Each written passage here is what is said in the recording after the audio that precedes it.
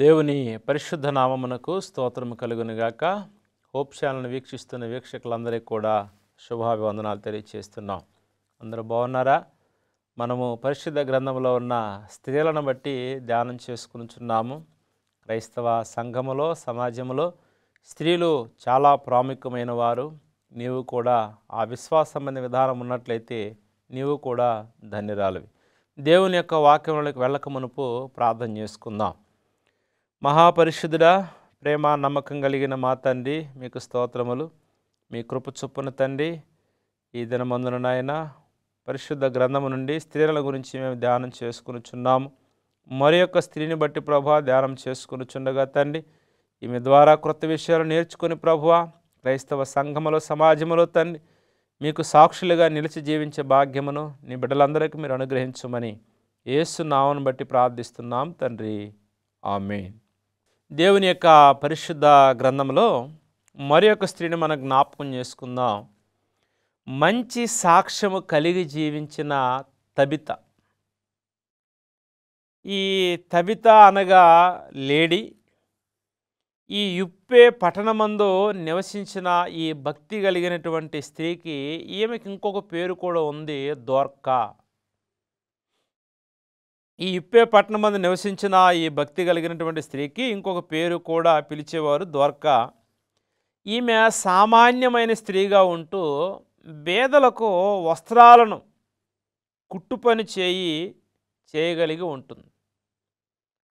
పేదవారు ఎవరైతే ఉన్నారో వారికి అంగీలను కుడుతూ ఆమె సహాయం చేస్తూ ఉంది.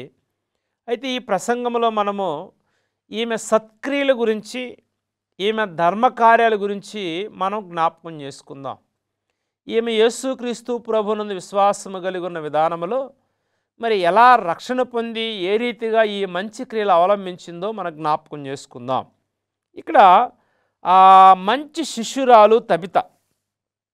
అపోస్తుల కార్యములు 9వ అధ్యాయము 36వ వచనం మనం జ్ఞాపకం చేసుకున్నట్లయితే, మరియు యుప్పేలో తబిత అను ఒక శిష్యురాలు ఉండెను. ఆమె భాషాంతరమునకు దోర్కా అని పేరు. ఆమె సత్క్రియలను ధర్మకార్యములను బహుగా చేసి ఉండెను. ఈమె సత్క్రియలు ధర్మకార్యములు బహుగా చేసి ఉందంట. అయితే ఈ ఆదిమ కాలంలో అపోస్తుల బోధకు ఆకర్షితురాలయ్యింది ఈ యొక్క విశ్వాసి. పరిశుద్ధుల సమూహములో చేర్చబడింది. ప్రభువును స్తుతించడానికి భక్తి గల విశ్వాసము కలిగినటువంటి శిష్యురాలుగా ఈమె కనబడుతుంది. ఆనాడు క్రైస్తవ సంఘములో, సమాజములో పరిశుద్ధుల సహవాసం ఒకటి ఉండేది. ఎవరైతే బేదలున్నారో, విధవరాండ్రులు ఉన్నారో వారికి ఆహారము, వస్త్రాలు పంచిపెట్టేవారు.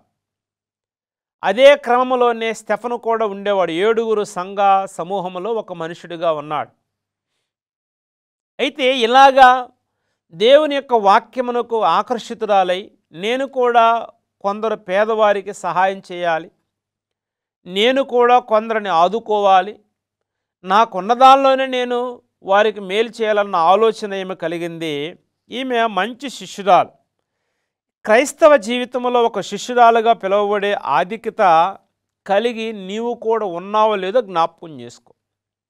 ఈ దోర్కా, ఈ తబిత అయితే మాత్రం మంచి శిష్యురాలుగా పిలువబడుతుంది. పరలోక రాజ్యములో శిష్యునిగా ఉండగోరువాడు గొప్పవాడంట. పరలోక రాజ్యములో శిష్యుడుగా ఉండాలంటే ఈ భూమి మీద ఆ శిష్యత్వాన్ని అవలంబించాలి. ఒకేసారి పరలోక రాజ్యంలో నీకు అది రాదు. అందుకని మొట్టమొదటిగా అంతియోకలో ఉన్న క్రైస్తవులు శిష్యులుగా అనబడి ఉన్నారు. అంతియోకలో ఉన్నటువంటి క్రీస్తును అనుసరించిన వారు క్రైస్తవ శిష్యులు అనబడి ఉన్నారు. ఇక్కడ శిష్యుడంటే తగ్గింపు స్వభావం కలిగి ఉండేవారు. శిష్యుడనగా తగ్గింపు స్వభావము కలిగి ఉండేవారు. ఈ దోర్కా కూడా చాలా తగ్గింపు స్వభావం కలిగి ఉంది. మంచి శిష్యురాలుగా ఈమె పేరు తెచ్చుకుంది. ఈమె పేరు తెచ్చుకుంది సత్క్రియలు చేసిన తబిత.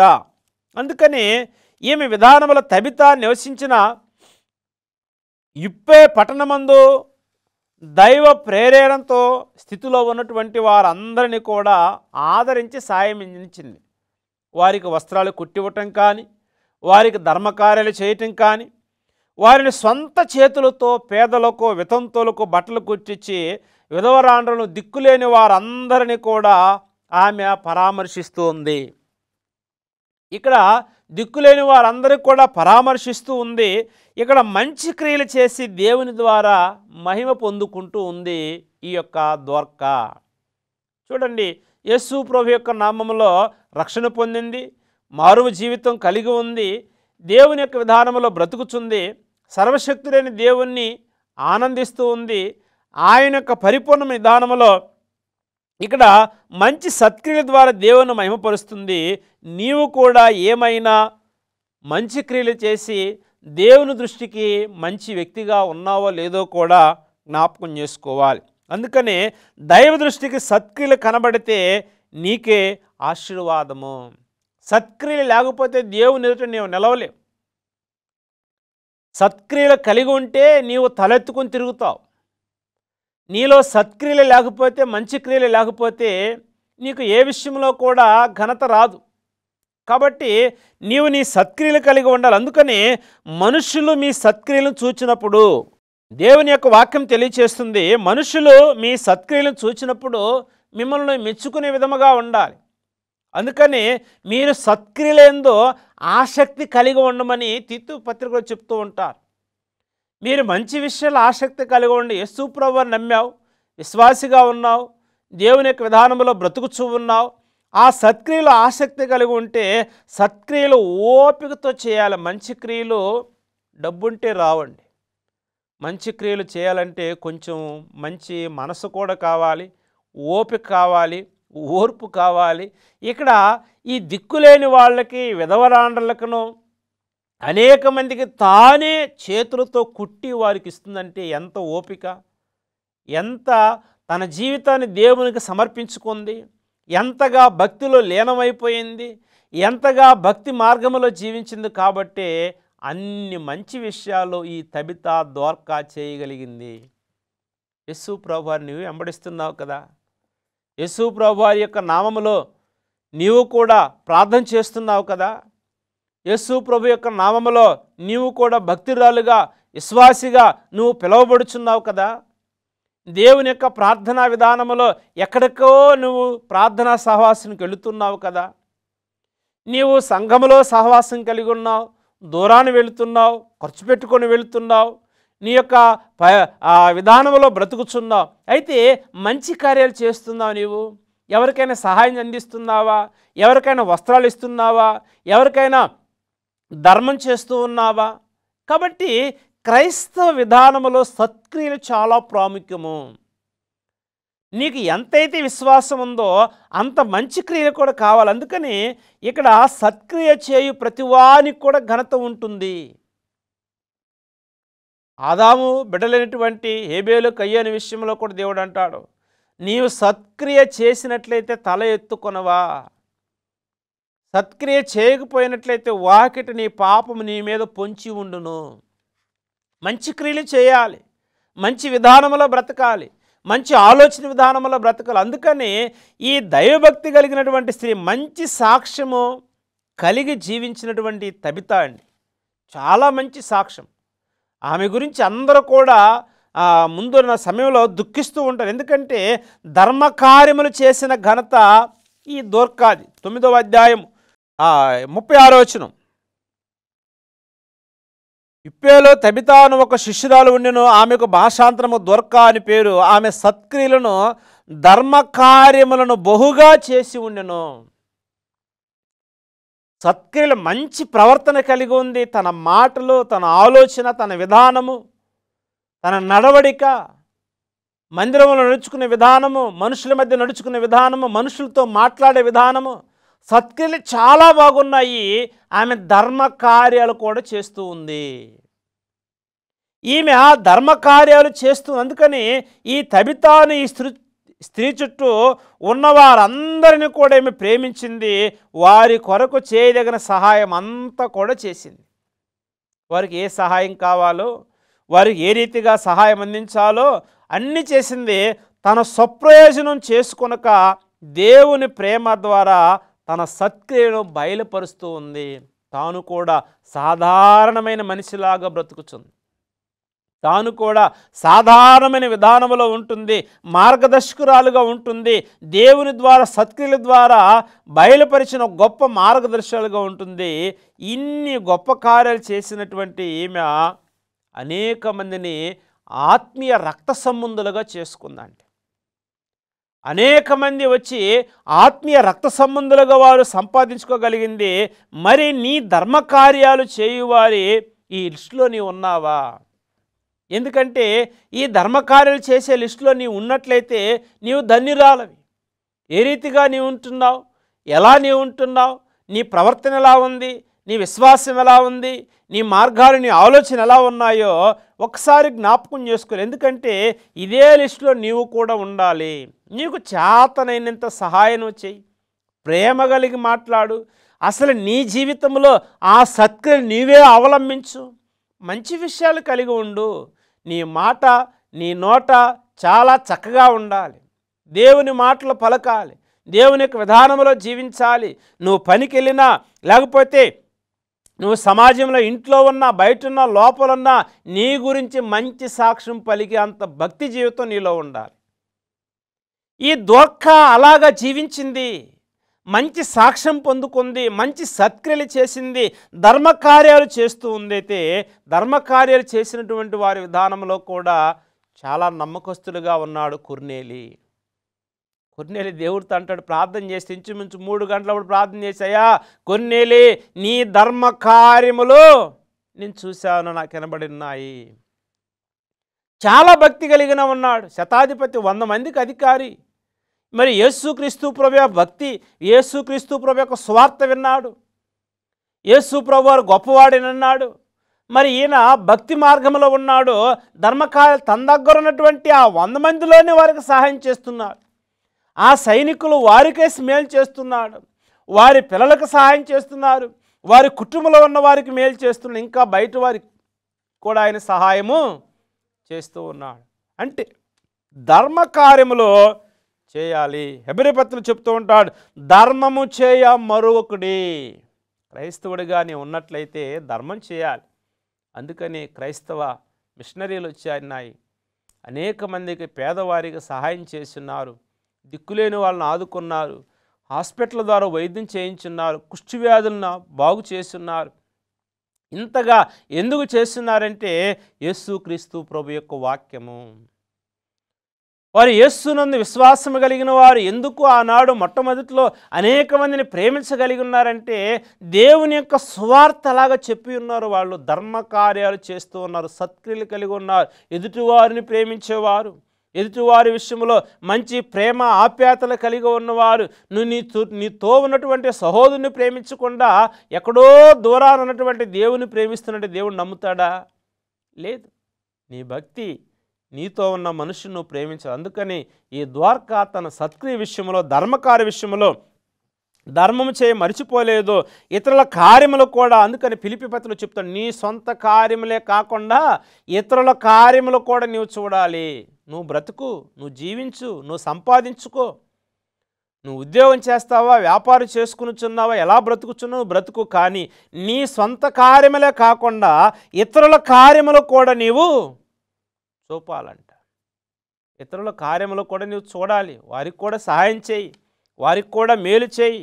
వాళ్ళకి ఏదైతే అవసరమైందో నీ దగ్గరున్న దాంట్లో నువ్వు చేయగలిగిన దాంట్లో చేయాలి. నేను దేవుని ప్రేమిస్తున్నానని చెప్పి ఒక్కరికి కూడా ఒక సహాయం చేయకపోతే పరలోక రాజ్యంలో నీ పేరు ఉండదు. ధర్మకార్యములు చేసేవారి లిస్టులో నీవు ఉండలేవు. దేవుని ప్రేమ ఉంటేనే నీ ధర్మకార్యాలు చేస్తావు. కానీ ఆ ప్రేమ నీ కరువు. నువ్వు చెయ్యి, ఎంతవరకు చేయాలో అంతవరకే చెయ్యి. నీకు లేనిది చేయమనట్లేదు, కానీ నీవు సత్క్రియ కలిగి ఉంటే చేస్తావు. అందుకని ఆమె దీనులకు దరిద్రులకు తన చేతులు చాపును. ఎవరంట?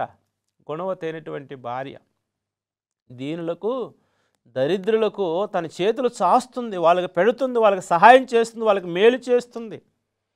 కాబట్టి దేవుని యొక్క విధానములో క్రైస్తవ సంఘములో, సమాజములో నువ్వు జీవిస్తున్నట్లయితే ధర్మకార్యాలు చేయాలి. నువ్వు వాటిని చేయకుండా అసలు మర్చిపోవద్దు. అవి నీ జీవితంలో నీకు అవి ఒక భాగమై ఉండే విధముగా నువ్వు ఏర్పాటు చేసుకోవాలి. అందుకని మంచి సాక్ష్య జీవితము కలిగినటువంటి తబిత, ఈ తబిత 39వ వచనం మనకు జ్ఞాపకం చేసుకున్నట్లయితే, నా దినములలో కాయిలా పడి ఆమె చనిపోగా వారు శవమును కడిగి మేడగదిలో పరుండబెట్టిరి. లొద్దా ఇప్పేకు దగ్గరగా ఉండు చేత పేతురు అక్కడ ఉన్నాడని శిష్యులు విని అతడు తడువు చేయక తమ యొద్దకు రావాలని వేడుకొనుటకు 2 మనుషులను అతని యొద్దకు పంపిరి.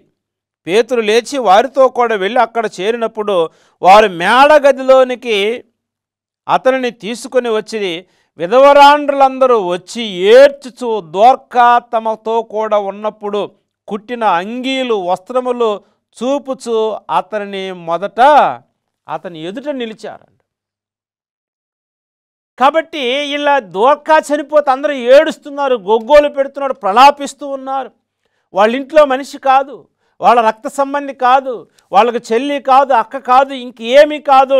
ఇక్కడ ఆత్మీయ రక్త సంబంధ విధానంలో ఉన్నటువంటి ఆమె చనిపోతే అందరూ కూడా గొగ్గోలు పట్టి ఏడుస్తూ పేతురు యొద్దకు వచ్చి అవన్నీ కూడా చూపిస్తున్నారు. అయ్యా, ఆమె మాతో ఉన్నప్పుడు ఇగోయ్యా ఈ వస్త్రాలు మాకు కుట్టింది, ఈ అంగీలు మాకు కుట్టింది, మాకు మేలు చేసింది, మాకు సహాయం చేసింది, ఈ ధర్మకార్యాలు చేసిందని ఆమెను బట్టి ఏడుస్తూ కన్నీరు కారుస్తూ ఉన్నారు.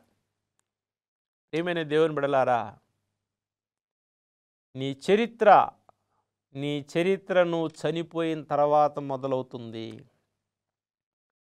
ఇక్కడ ద్వారకా ఎప్పుడైతే మరణించిందో ఆమె చరిత్ర అప్పుడు ప్రారంభమైంది. అప్పటి వరకు కూడా ఎవరికి ఏ మంచి కార్యాలు చేసిందో తెలియలేదు, ఎవరికి ధర్మకార్యాలు చేసిందో తెలియలేదు. కానీ ఇప్పుడు అందరూ వచ్చి చెప్తున్నారు, అయ్యా ఇదిగో మాకు సహాయం చేసిందయ్యా, మాకు మేలు చేసిందయ్యా, మాకు చాలా మాట సహాయం చేసింది, ధన సహాయం చేసింది, వస్త్ర సహాయం చేసింది అని ఎంతమంది వచ్చి ఆయన్ని వెంటబడి ఆమెను ఎలాగైనా బ్రతికించు, ఆమెను ఎలాగైనా బ్రతికించు.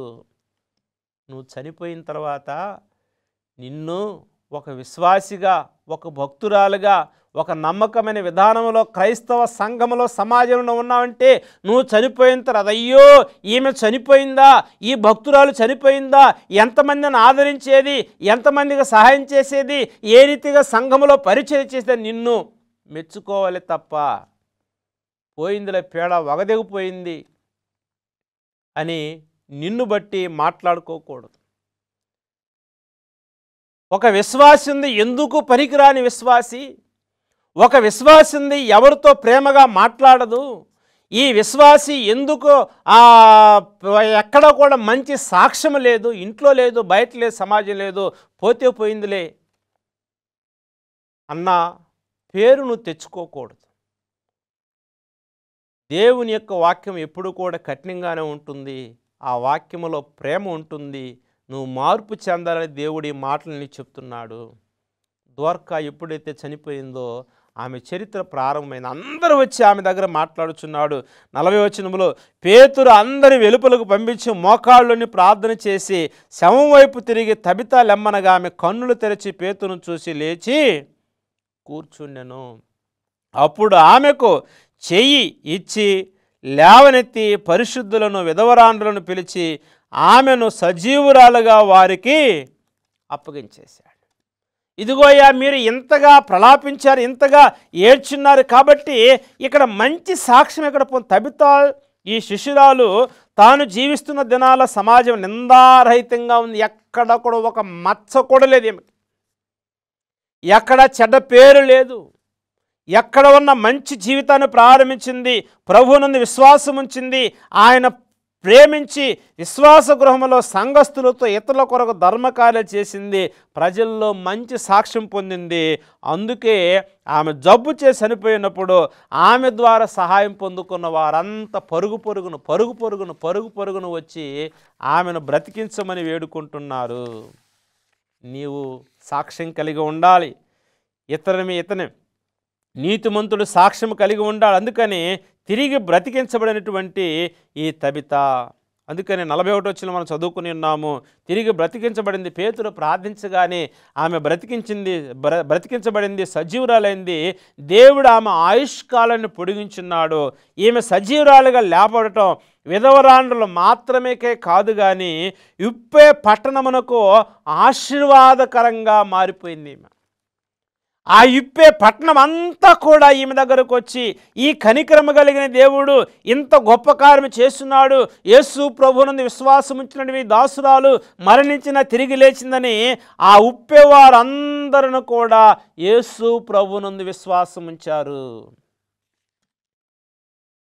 ఆమె ఎవరికి కూడా చెప్పలేదు, అయ్యా మీరు నమ్ముకోమని చెప్పలేదు. కానీ ఆమె ప్రవర్తన, ఆమె మాట, ఆమె వైఖరి, ఆమె నడక, ఆమె జీవితం, ఆమె చేసిన ధర్మకార్యాలు, చేసిన సహాయము అనేక మందిని యేసు ప్రభు వద్దకు తీసుకుని వచ్చింది. కాబట్టి ప్రియమైన దేవుని బిడ్డలారా, నీ భక్తి ద్వారా నీ ఇంట్లో భర్తే నీకు మారట్లేదు, నీ భక్తి ద్వారా నీ ఇంట్లో నీ కుమారులు మారట్లేదేమో, వారి దగ్గర సరైనటువంటి భక్తి నువ్వు చూపించలేకపోతున్నావేమో, వారి దగ్గర నువ్వు సరైనటువంటి ప్రేమ కలిగిన మాటలు లేకపోతున్నాయేమో. వారు నిన్ను గుర్తిస్తున్నారు, వారు నిన్ను యోచిస్తూ ఉన్నారు. ఇదిగో ఈమె దేవుని సన్నిధికి వెళుతుంది, ఈమె ఎలాంటి మార్పు లేదు, ప్రేమ లేదు, ఆప్యాయత లేదు, మంచితనం లేదు, ఈ భక్తి ఎందుకా అని నిన్ను బట్టి వాపోయే విధంగా నువ్వు బ్రతకవద్దు, జీవించవద్దు. ఇక్కడ తబిత మంచి జీవితం, మంచి సాక్ష్యం పొందింది. ఈ లోకంలో ఎంతకాలం జీవించావన్నది ముఖ్యం కాదు, కానీ ఎలా జీవిస్తున్నావు అన్నదే ముఖ్యం, ఎలా బ్రతుకుతున్నావు అన్నదే ముఖ్యం. తబిత జీవితమే నీకు ఒక మాదిరి కావాలని అంకిత భావంతో నువ్వు దేవుణ్ణి ప్రేమిస్తున్నట్లయితే విశ్వాస సంబంధ విధానములని ఉండాలి. మంచి సాక్ష్యము పొందుకున్న తబిత అలాంటి విశ్వాస సంబంధ విధానములో నీవు కూడా ఉండాలని ఈరోజు ఈ పరిశుద్ధ గ్రంథంలో ఉన్న ఈ స్త్రీల ద్వారా నీకు ఈ సువార్త దేవుడు నీకు పంచిపెడుతున్నాడు. విన్నా నీవు నీ జీవితాన్ని మార్చుకుంటే ధన్యురాలవి, విన్నా నీవు నీ జీవితాన్ని మార్చుకుంటే గొప్పదానివి. నువ్వు అలాంటి మంచి పేరు ప్రఖ్యాతలు తెచ్చుకోవాలని యేసు ప్రభువు ఆశిస్తూ ఉన్నాడు. దేవుడి మాటలు దీవించి ఆశీర్వదించబడును గాక. ఆమేన్. ప్రార్థన. పరిశుద్ధుడైన మా తండ్రి, కృపా కనికరము కలిగిన మా ప్రభువ, మీ పరిశుద్ధ నామమును బట్టి నాయన మీకు స్తోత్రం మేము తెలియచేస్తున్నాం. మీ కృపలో ప్రభువ ఈరోజునైనా భక్తి కలిగినటువంటి స్త్రీ తబిత గురించి మేము నేర్చుకుని ఉన్నాం.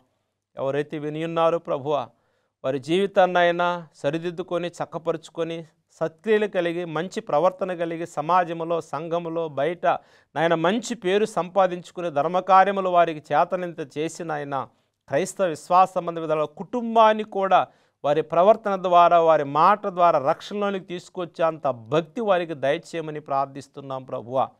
మీ కృప చొప్పున నాయన మీ పరిపూర్ణమైనటువంటి కాపుదల, రక్షణ భాగ్యాన్ని ప్రతి ఒక్క విశ్వాసికి దయచేసి తబిత ద్వారా నేర్చుకున్న విషయాన్ని అంతటినైనా వారి జీవితంలో ప్రభు అవలంబించుకునే భాగ్యాన్ని దయచేయమని నజరేయుడైన యేసు నామమును బట్టి ప్రార్థిస్తూ ఉన్నాము తండ్రి. ఆమేన్.